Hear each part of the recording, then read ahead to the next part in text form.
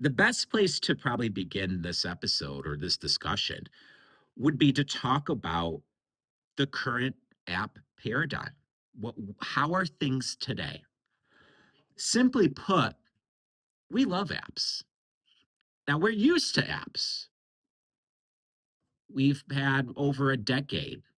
Most people, since their first iPhone, since their first smartphone, their first iPad, they're familiar with the idea of downloading and opening apps. But we love apps.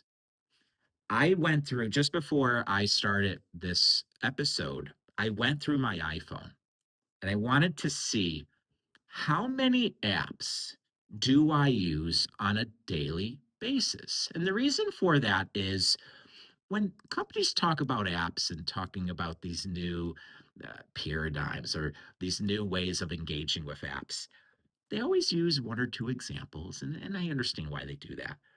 But the reality is we are using a lot of apps.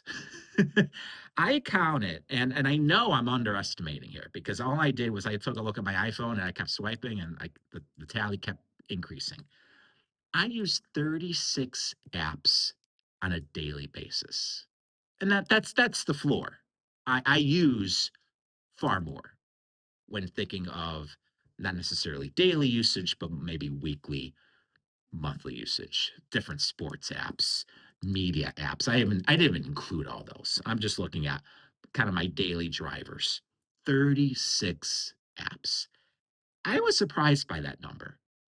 It feels less. And maybe it's just because I'm so used to just grabbing my iPhone, going, looking at certain widgets or pulling down search and 36 apps. That was a big number. And I'm sure for some of you listening out there, the number, your daily app usage number is probably significantly higher than 36.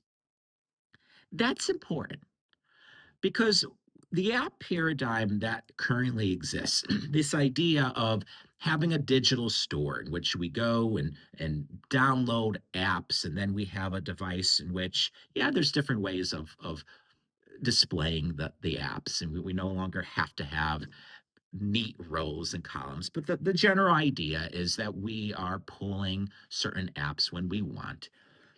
That idea is very popular. That paradigm is very popular with consumers. And I tend to think what's going on here in the marketplace is companies are looking at the current app paradigm, which is heavily controlled by Apple and also Google, and they don't like it. They don't like that Apple is purveyor over the App Store. They don't like that you have to follow App Store guidelines to be in the App Store. They want more power themselves. They want to move beyond the current app paradigm. And we could extend this to talk about the iPhone itself. There are many companies, Meta, who don't want to have to go through the iPhone to get to their customers. They want to go direct, and that's why they're interested in hardware.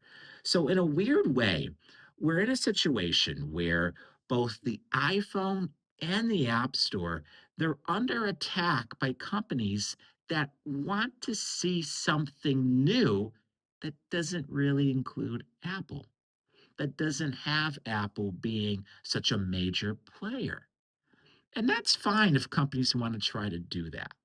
But what I think they're not doing is considering the ease of use, considering how we actually are engaging with these devices and these apps, and how we like the current paradigm. Consumers like the App Store.